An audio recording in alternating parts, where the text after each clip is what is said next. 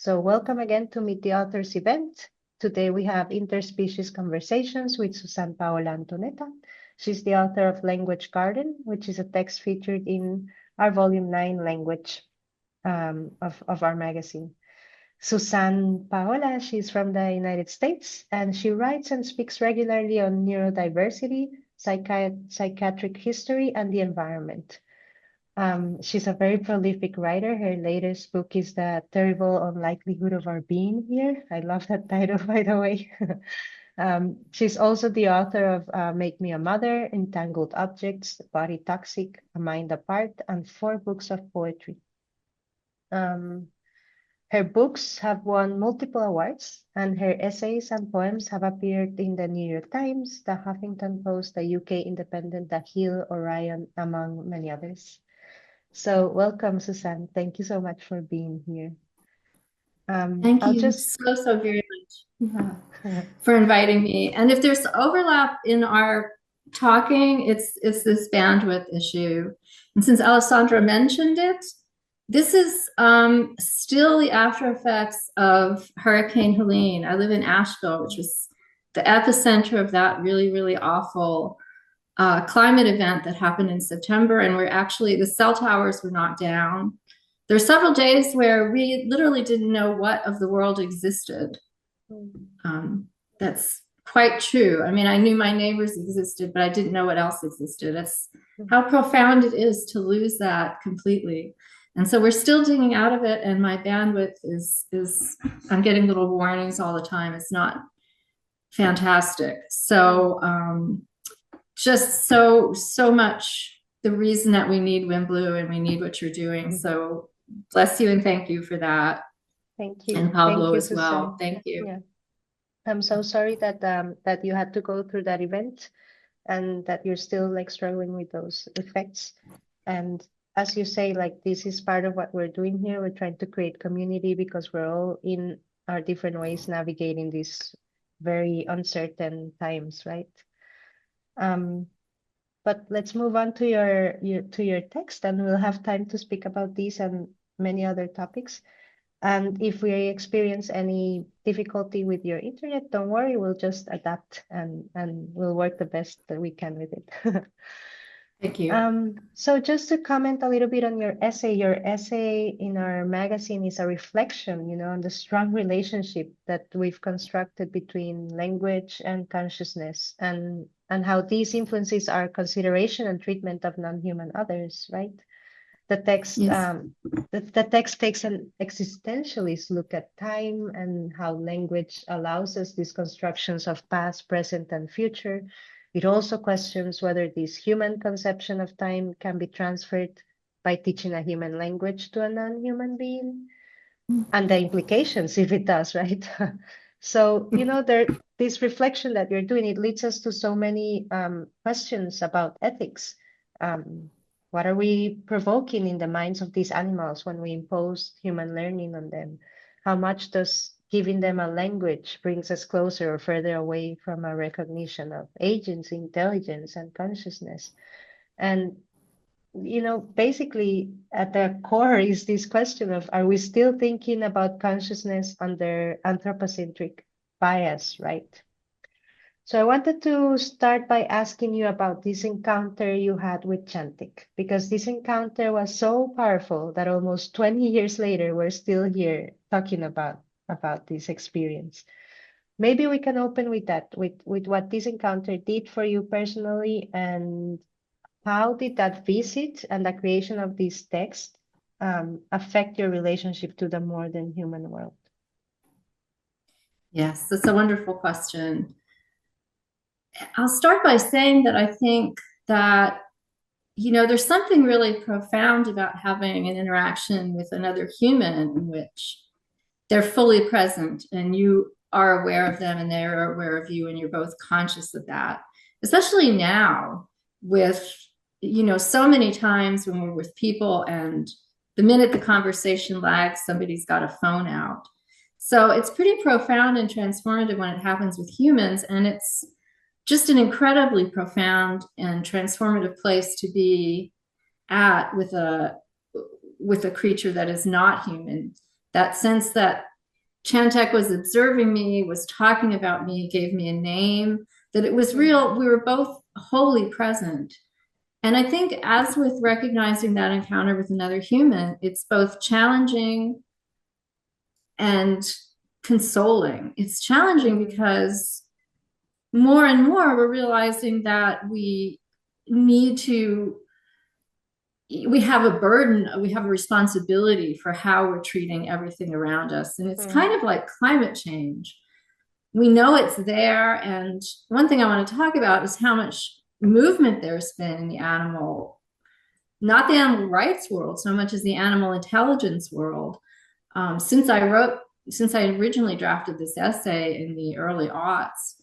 So there's that responsibility. This animal that is perceiving me, that is being with me, sitting with me, simply as two minds together, is in a cage and I'm not. And he's not, he didn't ever get out of that cage. So that's the responsibility. But there's also this real sense of community. We're all in this together, this universe that seems very set up for consciousness, that seems to be set up for observers. And the animals around us are our community, and in many ways they're our elders. They've dealt with problems that we deal with, sometimes better. What if we took their wisdom seriously? What if we took them seriously as members of our human community? I think that is a move that could be so powerful and so transformative.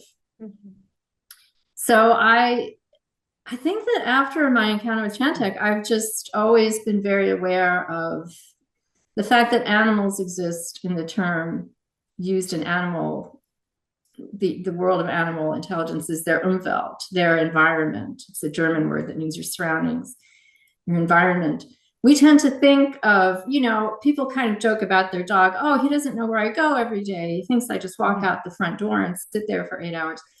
Well, that may be true or it may not be true, but I promise you 1,000,001 things your dog knows that you simply don't. Your dog knows more about your health than you do. They know more about who's in their environment, what people have eaten, as I said, their health.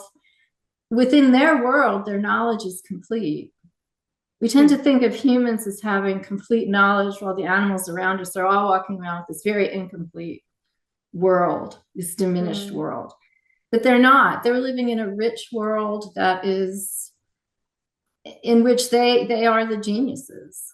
They're the geniuses of their world, of the world of odor, of the world of seeking out things that way, of interacting with the environment that way. And, all of us are very incomplete. So I think, first of all, it's really helpful to just imagine the Umwelt of an animal and the fact that they are operating on a level that is psychologically and emotionally valid for them and congruent with the world that they live in. I mean, I said this in the essay, and it's true. None of us could pass an intelligence test designed by an orangutan or a bee or your dog. Your dog could set up an intelligence test in which it would score much higher than you did. So to me, that is tremendously important, is having that humility. As a species, we've put all our eggs into the language basket. That doesn't mean it's the basket where everything should go. That's so beautiful, and I love how you're mentioning both sides of it. It's challenging, but it's also consoling. I love this because it's true. We tend to think that if we start to consider other beings and other animals, of course, it's uncomfortable in the sense that we now need to make some considerations and some arrangements that we hadn't thought of.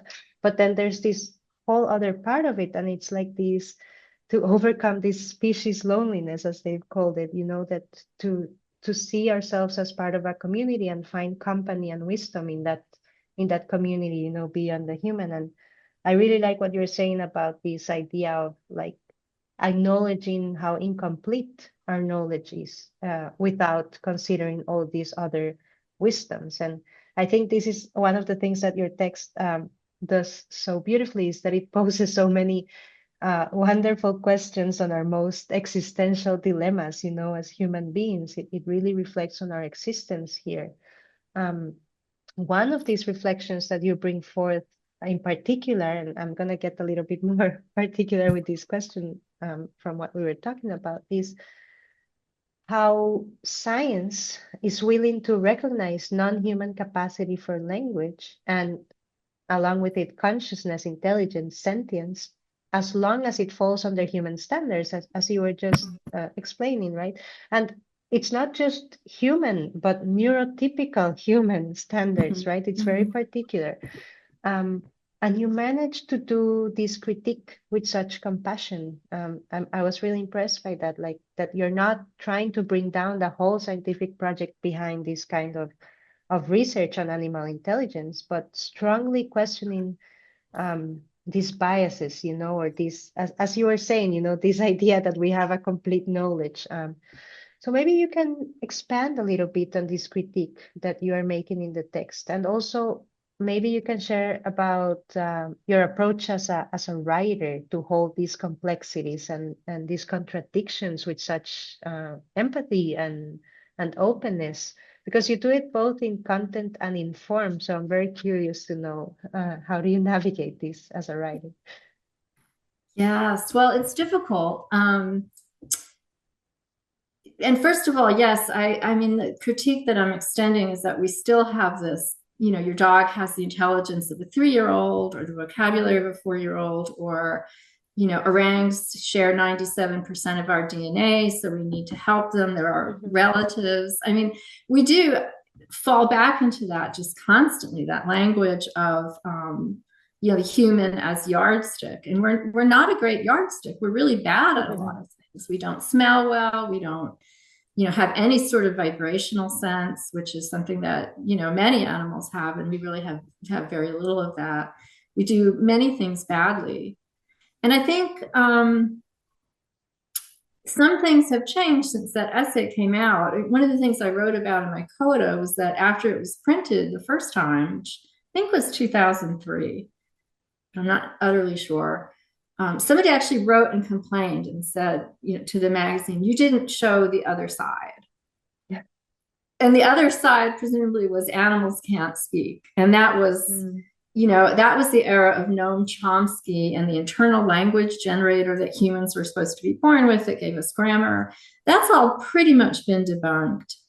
And to go back to the idea that it's not just human, but neurodiverse, neurotypical human thinking, there's been a lot more perception research since I wrote this. Like Anil Seth in England is doing fantastic research on human perceptions and discovering that we do, you know, that sort of stoner college, oh, how do I know your blue is my blue question? We really don't know. And there seems to be a lot of evidence that we don't necessarily even share color sense to the extent, at least, that we think that we do, or much else. That one of the things Seth found in a lot of really interesting experiments is that human perception is wildly different. Not all of us even experience inner narration. Or some people I've interviewed experience sort of inner imagery that they can translate into language, but they're not thinking in language first. One woman I spoke to actually, sort of her thoughts are involve plants and planting and growth, and then these sort of images get translated into language. So we're more different than we knew back then. And there's consciousness research. There's a whole school of consciousness research that consciousness can be measured in a unit called phi, and that phi isn't limited to humans, and it isn't even limited to animals. It could be that cells have, or even, you know, potentially something like a proton can have a little tiny bit of this phi, this kind of what they describe as a sense of itself. A sense of the self is consciousness. That's probably a little bit of an oversimplification, but not too much of one. And when you talk to the scientists, it's interesting because a lot of them become vegan, they become vegetarian. It becomes much harder to sort of sit down and look at meat on a plate when you start thinking that way. So the world of consciousness has expanded, and I don't think anybody now would write to you and say, oh, how could you publish that without the alternate view that Chantek was just mimicking but wasn't thinking. So that's changed a little bit, but I think that as a writer, I want to get to those really fundamental questions so that even as the research changes, the questions are still there. And one of the questions is, does language connect us or does it isolate us? And if we transfer this gift we have to other species, like if dogs are just, I'm sure you've seen those videos of dogs with the mats that have buttons for words. Yeah. They learn to hit them. And it's really very interesting. But it's showing a dog it's not showing a dog at its highest intelligence. It's showing a dog doing something that is not at all innate to who it is and what it is. Trying to please us or trying to communicate with us. So while it's impressive, I mean, it is also kind of giving a little bit of this this language, this thing that in my essay I talk about, giving us the gift of communication, but also the kind of curse, the double-edged sword is that we perseverate, we replay conversations, we wake up at 3 a.m. and think, why did I say that? That was so stupid. I could have said something else.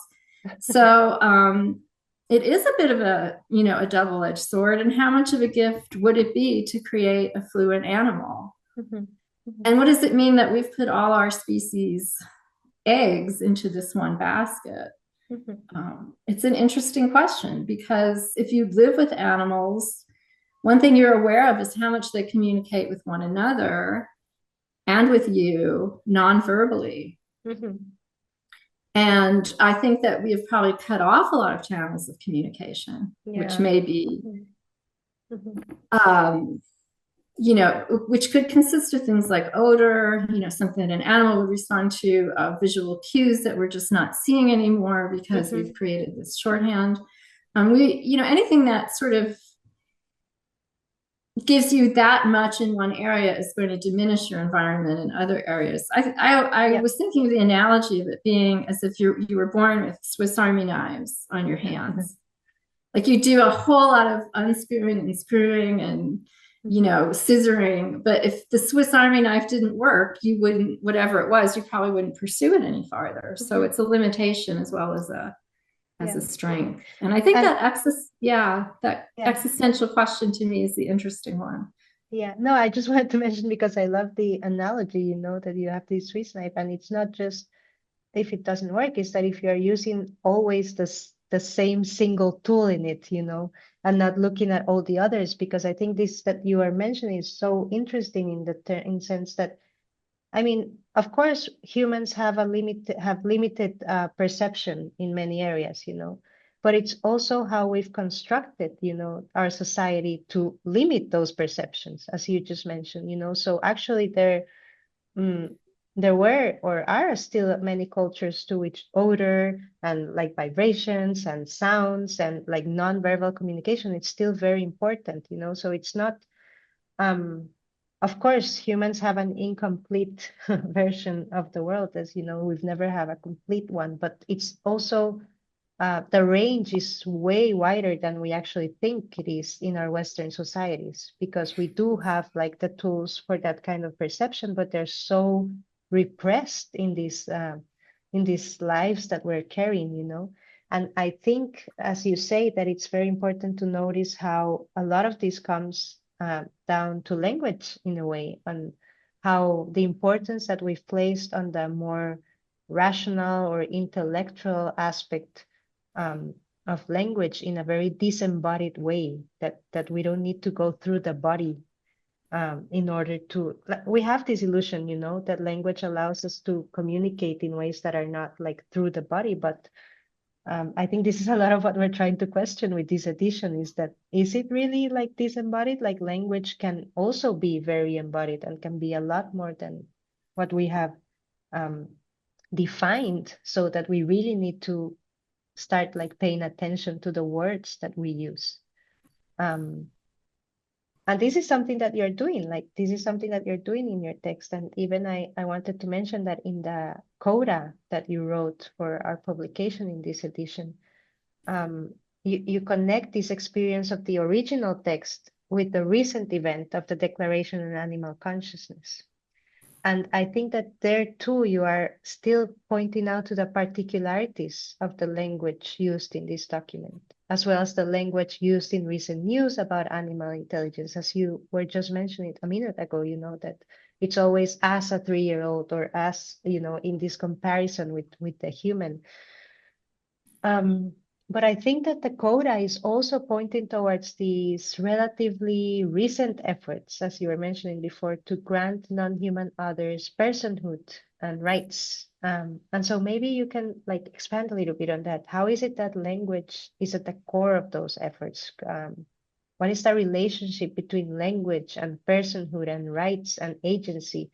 What do you think language's role is here? Because I don't think that as we were saying before, it's not about bringing down the whole project of language. I think language is still wonderful and beautiful, and it has so many possibilities. So maybe we can look at this other side of what can language do in these aspects. Yes, absolutely. And I think that you're making so many great points, and to pull out sort of one at a time. Yeah, Indigenous communities, and particularly, but various language systems can have more of a, what do I want to call it? Kind of a, because I haven't actually thought about this that much in exactly these terms before. I've thought about it, but a growth model, an evolutionary model. I'm really fascinated by that. I mean, one of the things that made Noam Chomsky's, humans are top of the heap, we're born with this grammar inside us, that kind of fell, was that he was using Western language grammars as an absolute. And of course, that's wrong. And there's so much we can learn from Indigenous attitudes toward life and Indigenous attitudes towards language. Also, within the communities of neurodiverse people, if you're ever in a group of people who are on the spectrum, which is commonly how we phrase it, or autistic, the language problem will come up. Because so many autists are not, they're sort of innately less linguistic, or they, Tito Mukapati is a wonderful writer, gets to this beautifully in his book, How Can I Talk? My Lips Don't Move. That metaphor for him is real. And I hear that from a lot of neurodiverse people. Well, and even people in psychosis will say, well, I knew that X wasn't true. And they, it's essentially what we would call a metaphor, but metaphor exists in kind of a different way. There's sort of a reality to it in some neurodiverse communities.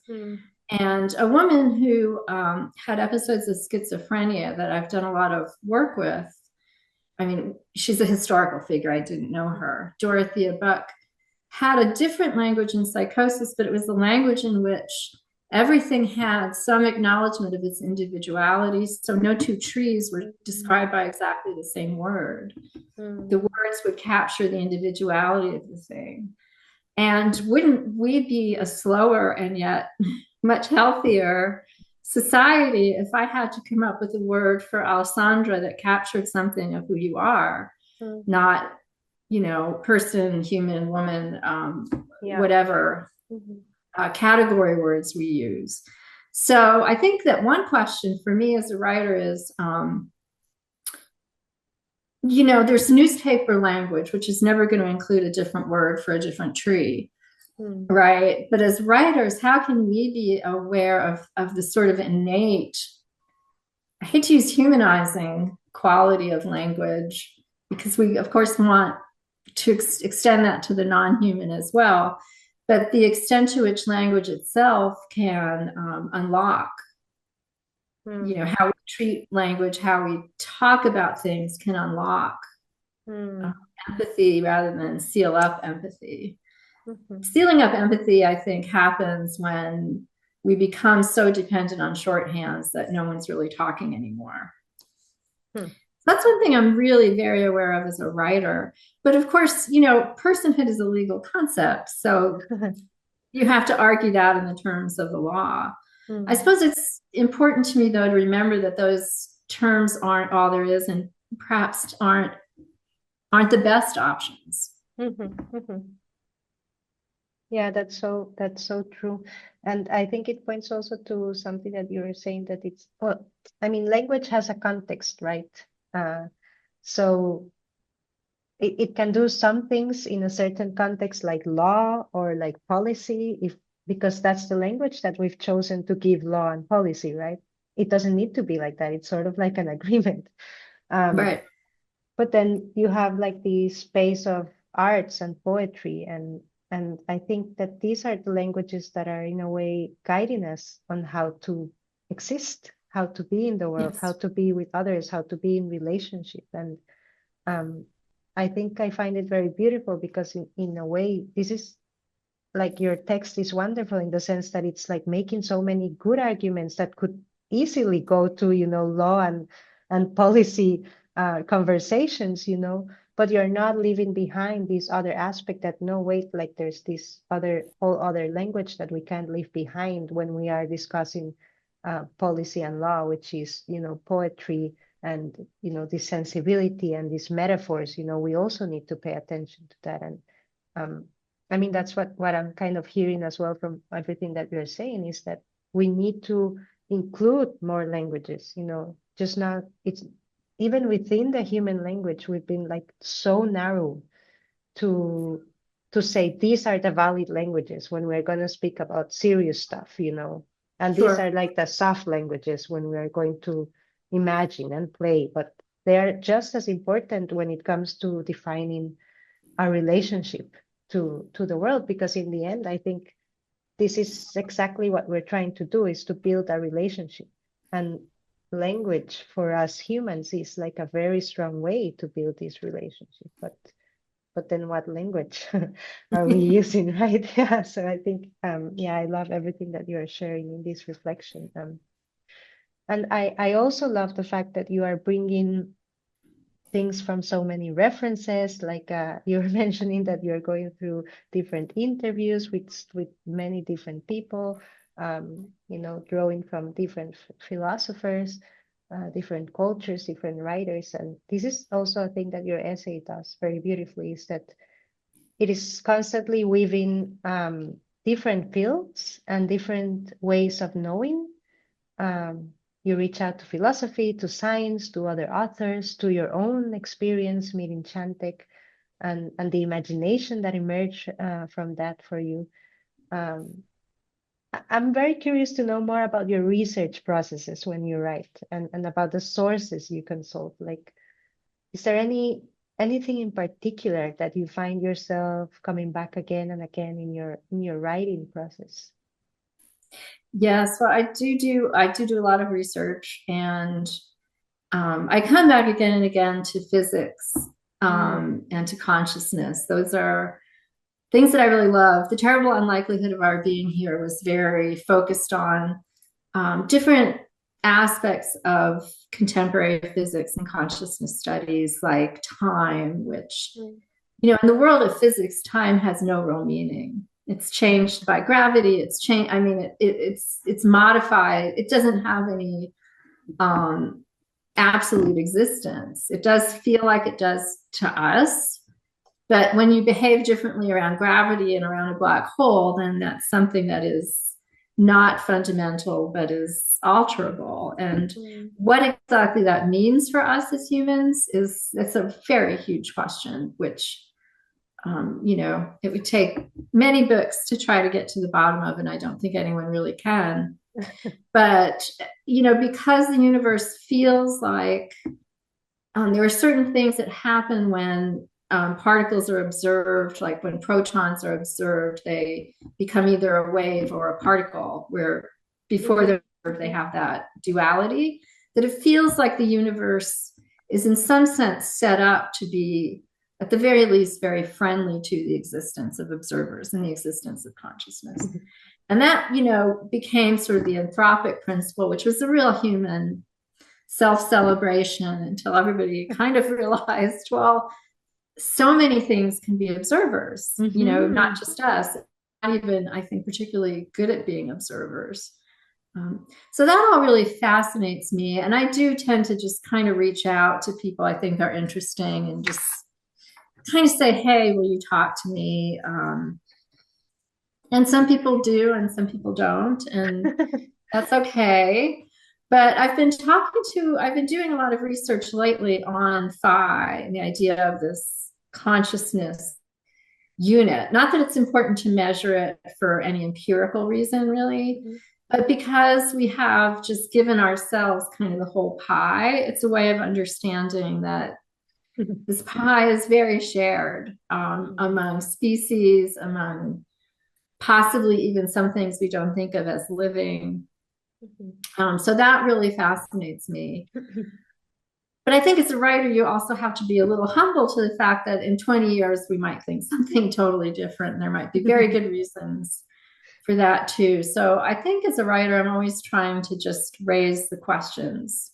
Um, I think, though, when it comes to consciousness, that's not going to go the other direction. I mean, we are learning more and more that there isn't anything super special about having a human brain. And as I said, if you steward animals in your home, cats or dogs or whatever, I can see my cats kind of giving each other a couple of looks and they both get up and do something. So there's some form of communication happening there. And to go back to what I said earlier, it makes me wonder what are we cutting ourselves off from because we're so dependent on this linguistic, trick that we do. I think, yeah, like it all comes down a little bit to alterity, like we're trying to understand like what's the experience of the other. And, always found it like curious and even I would say cute and endearing, that humans have all these, as you say, this sense that we have the complete pie and that and yet we are so insistent on being able to speak to animals, to know what they think, to know what their experience is, It's like I think there's deep inside us we do know that we don't know, Yes. like we've created this illusion that we know that we're in control, but deep down when we like take down this shield, we realize that there's so much we don't know, and there's this curiosity at the heart of humans, this curiosity for the more than human world, and Right. this desire, this so like deep desire to understand like these umwelts, these worlds of the others, but then we limit ourselves because we want to do it, we want to understand it in our own terms. So I notice, and I'd like to know what you feel about this proposition, that I feel that there is this combination of curiosity on the one side, but a lot of fear of letting go of what defines us, as a species, what defines us as humans, or what gives us an illusion of control and power. But under that, there lies like a really like a strong curiosity and a very deep desire to connect. I think there absolutely is a strong curiosity and a deep desire to connect. I think, though, that it's one thing to have the dog hitting go for a walk on his mat of words. And you can see those all over the place, videos of dogs doing that. I think to take an intelligence test that was somehow designed for a dog's intelligence and to see how badly we would perform, I mean, most of us would just fail, would be possibly a less comfortable sort of feeling than knowing that your dog wants to go for a walk. I think there's one is cute and one is challenging. But I think one of the real one of the things about language, this Swiss Army knife that we have, is that it's able to, it should be embodied. I think as writers, we really work with the embodiment of language. You look at a writer like Shakespeare and what he was able to do with words, so physical. But at the same time, it is something in which, it can be stripped down to be the most disembodied thing in your life, a text message. Right. That does absolutely none of the things that our bodies want to do with communication, which includes looking at body language, looking at eye contact, looking at, maybe even well, not maybe. I mean, things like odor come into play when you're with actual people. And it worries me how much, less time, and this is much more true in the US, I think, than in Costa Rica. But in the US now, they're documenting the amount of time people spend with other people. And it's just become, it's really, I mean, the Surgeon General declared it an emergency. It's so low. And so I think another one of the dangers of language is that, it's almost an illusion of contact in some ways, because it's so unphysical. It's so, reading a 10-word text message. And I think that there is a fundamental loneliness in us that is part of what wants to connect with the other creatures in our world, understand them, and feel a sense of connection to them. That's the kind of community aspect of realizing that we're in this remarkably strange universe in which things change because they're observed. And the universe itself, now there's this growing body of not woo-woo thinking that there is within the universe itself as a whole some kind of feedback structure that we could consider self-awareness. I just read a paper by a scientist I interviewed for The Terrible Unlikelihood, Lee Smolin, and he's top tier. I mean, nobody would ever accuse him of being imaginative or overstating. And this is what it was about. It was called the autodidactic universe. So here we are in this magical world that seems designed for communication, designed for thought.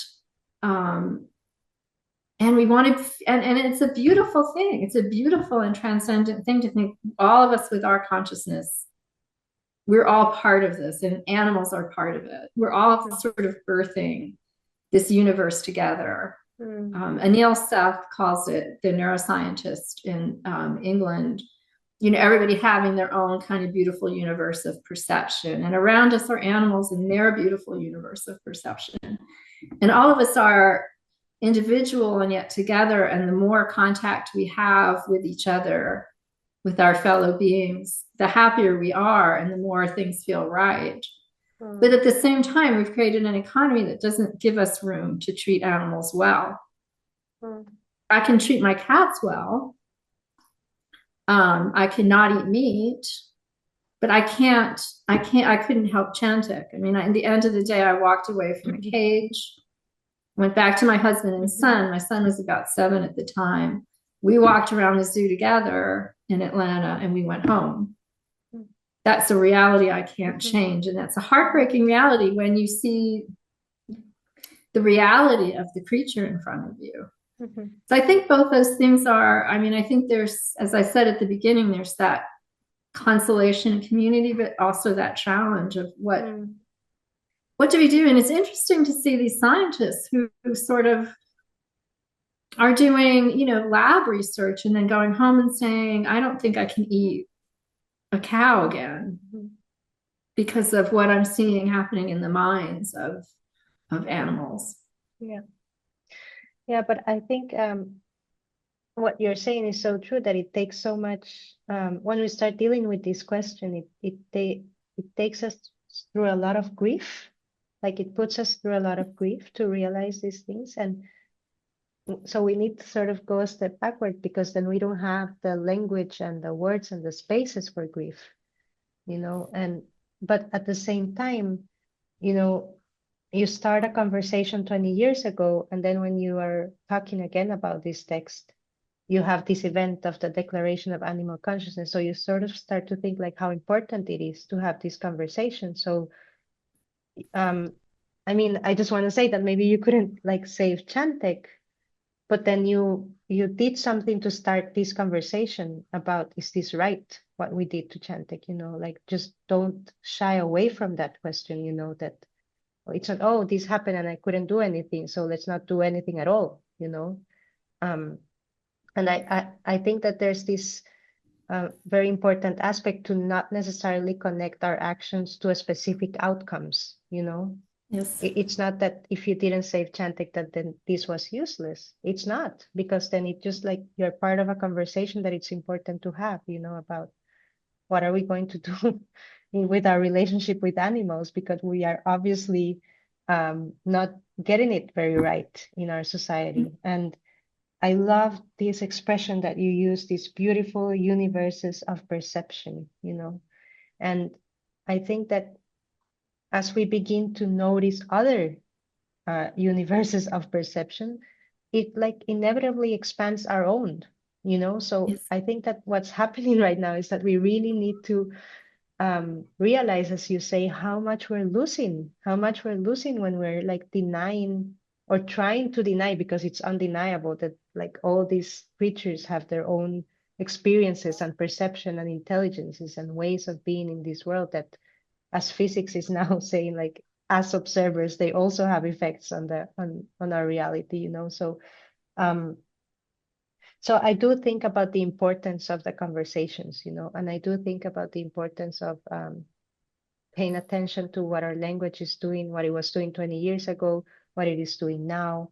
Has that changed? Have we moved the needle like just a bit or anything, um, that we start to question, these ways of relating to to others. Yes. Um, Yes. yeah, I don't know if there's anything you want to add to that. Yeah. Well, it's interesting because there was a 2012 Declaration of Animal Consciousness. I forget, the 2024 one was called the New York Declaration, and I forget what the 2012 one was. It was also, I think, a place name. That one mostly addressed mammals. The interesting thing about the 2024 Declaration in New York, if you want to Google it, it's the New York Declaration, is that it included mollusks and it included insects, it included Mm-hmm. vertebrates, as potentially having consciousness of some sort. And also, I'm pretty sure it's the 2024 said that one of the, or it might have been commentary about it. I don't know if it's in the actual declaration. Basically, that we had thought for so long. Again, this is humans saying we're at the top of the heap, so let's examine ourselves and whatever we have, that's the best. Was that it was not so much a matter of the number of neurons in the brain. They could no, they were detaching the idea of intelligence from the size, from brain size, and from the number of neurons. So, they were saying like there's a jumping spider that has shown all kinds of incredible problem-solving skills. And I'm not sure. I think that they were thinking maybe more in terms of the number of connections as opposed to just neurons. I'm not remembering how they were parsing it, but it was basically, we got that one pretty wrong. It's not just, you don't just like put the brain on a scale and it's a better brain if it weighs more. So I think that's really fascinating. It's also fascinating, though, the way the declaration ends, which is basically just some version of knowing that these animals may be conscious in the decisions we make that affect them. We should take that into account. Something like that. It's pretty mushy. What that mean exactly? If you're Britain, you start really obsessing about how you boil lobsters and try to make it a more painless way to boil lobsters. That's not a bad thing. I'm just saying that I think that we're not sure yet what to do with all of this, I suppose. And I think it's super important to do the work that you're doing.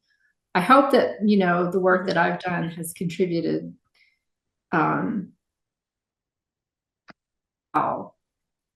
because I think it's just incredibly important. And I think that one of my close friends is Dr. Dawn Prince Hughes, who wrote the book Songs of the Gorilla Nation, My Journey Through Autism. She's done a lot of work with primates, and she actually introduced me originally to Lynn Miles, Chantek's human mom.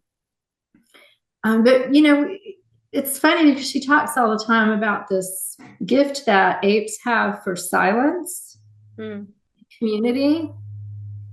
And it's funny because we've had that conversation when we were visiting, but just kind of sitting together because that's something that we do. We don't feel the need to just keep talking. And apes just have this beautiful ability to simply be present to one another And they do have all kinds of ways of communicating. It's not that they don't, it's that they don't feel the Mhm. need to. And I think, thinking of them as our elders, there's a lot we can learn Mhm. Mhm. from that, from those ways of being.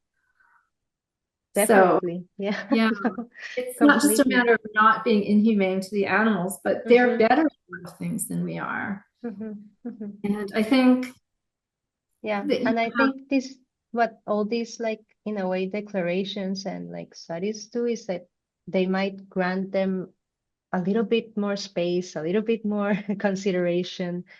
But in the end, they're moving in the same framework of like yes, this hierarchy, this human hierarchy. And I think this why I find texts like yours so important is that you're not like asking for more within this framework. You are questioning the framework itself, you know, it's like you're questioning the measuring stick itself. And I think this is like what's so important right now, that we really need to be questioning the system, not what is possible within that system, because it's happening right. even among humans, you know, that like we are now narrowing the consideration of other humans, as it feels like we're going back, you know, like we're just like um, granting rights and considerations to less and less and less beings, depending on a certain like very cherry picking Yes. characteristics. Yeah. So so I do think that like what the work that you're doing is incredibly important, in that it like takes a step back, you know, and it really questions not just advocating about what's possible within the system that we know, but asking us to imagine something different. Yeah. Yes. No, I would like to close by going back to Chantek, because I think that, I mean, just to honor the fact that it was Chantek who really triggered this story, you know, and inspired this story, and your encounter with him, of course.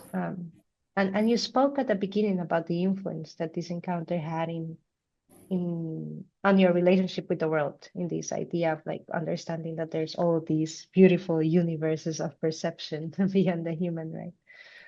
But I'm curious to ask you more specifically about, you know, having the experience of an animal talk to you and about you, you know, that Chantek was like looking at you and observing and, you know, having all these effect as we know as an observer. Um, and I'm wondering, you know, looking back, do you think there is anything in that encounter that revealed to you something about yourself that maybe you didn't know up to that moment? I think it revealed to me how much I still was in the kind of human paradigm. I think it's something I did a lot of soul searching about and a lot of thinking about afterwards. And as I said, I've tried to develop the practice of just imagining that an animal is behaving in a way that is highly intelligent within its own within its own surroundings and sensory array and all those things. It is interesting because where I live, there's a little flock. So we have these goats, and they love it when you pull grass from the ground and feed it to them. And kids will do that and then sort of laugh at the goats and say, well, they don't know that there's all this grass right there that they could eat. Well, of course they do. It feels Yeah. good to be fed. It feels very good for someone else to offer you food, whether Mm. you're a goat or a kid or, an adult human.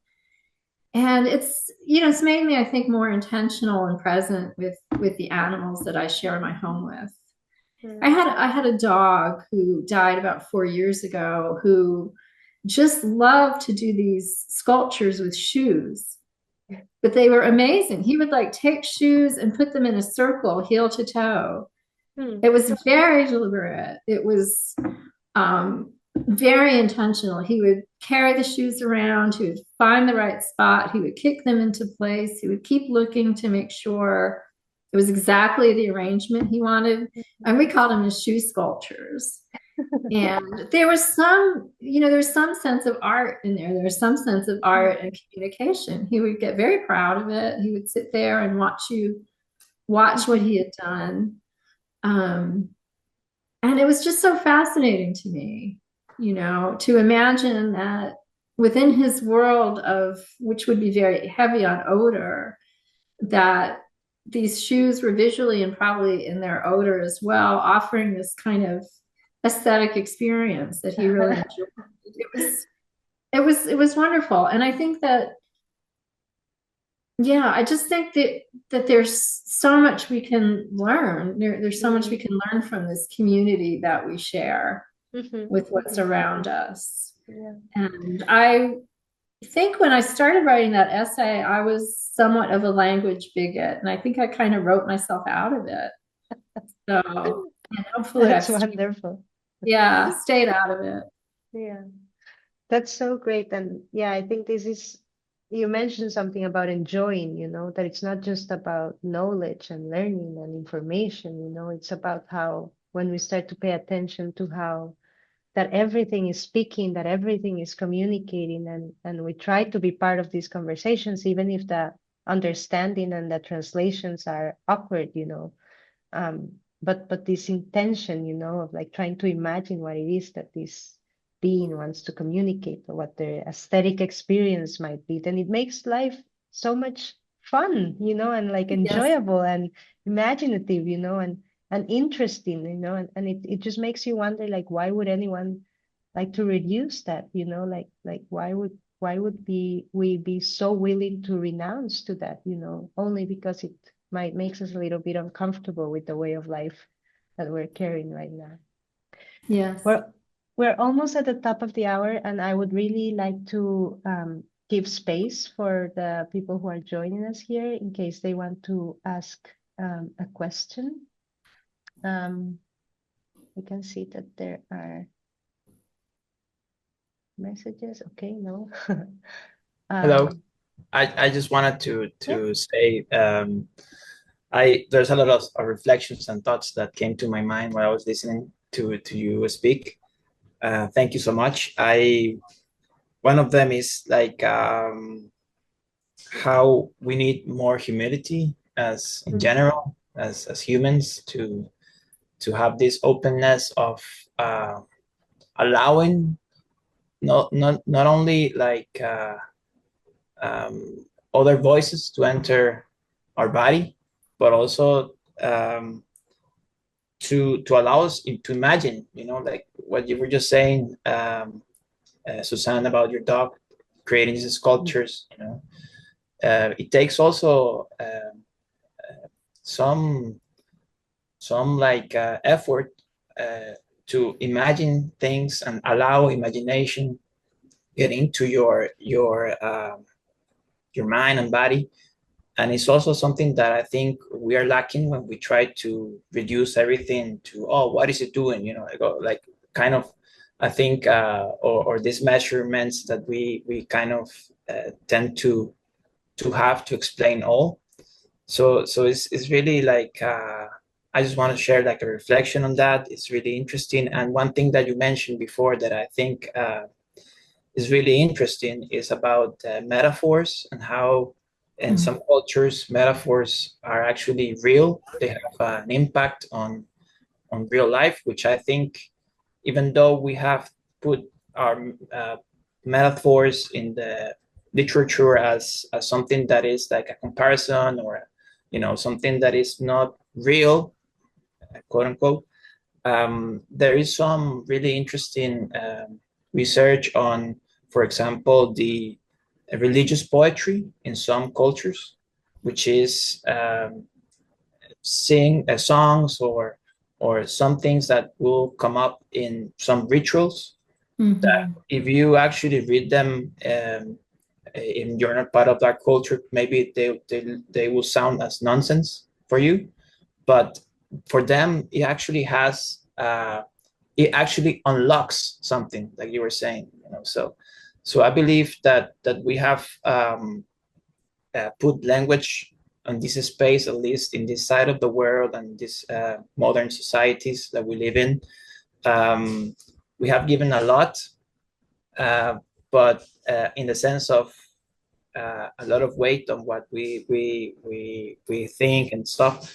But I think we also are like we are so stuck on there and that frame that we're not allowing all these possibilities that language allows us to have. but we are just looking at one. So I really appreciate that. And no, I just want to say thank you for all this time, and this conversation has been really, really beautiful. Thank you. Thank you so much. Otherwise, I'd invite you, Susanne, if there's anything that you would like to add, any reflection that you would like to close with, or any invitation that you want to make for us in order to be able to notice more the perceptions and umwelts of the others. And yeah, that would be nice to close. Well, yeah. It's interesting. I mean, I always tell my students to, I think it's really important for all of us to stay so connected to these conversations, because I think that more and more we're living in a high information, low reflection culture, and AI is making it worse. So a lot of news stories now are AI generated. So they might give you an interesting piece of information, like that there was a New York Declaration of Consciousness, but with very little, to do with that, because, it's AI, and a lot of what we're reading now is AI generated. So yeah, we're in a very high information but very low reflection culture. And I think we need writers and thinkers more and more and more to kind of push back against that, and to just think about this, this Christoph Koch, a neuroscientist, said to me, well, it's a transformative, beautiful universe in which all of us are kind of co-creating what's happening around us. We're all experiencing different pieces of it. And it's really important to see ourselves as part of this web, part of this holographic web, instead of, an individual who's at the top of the game and just, is here basically to consume. I mean, I think that's the other side of it, is that we have to really start rethinking our consumption.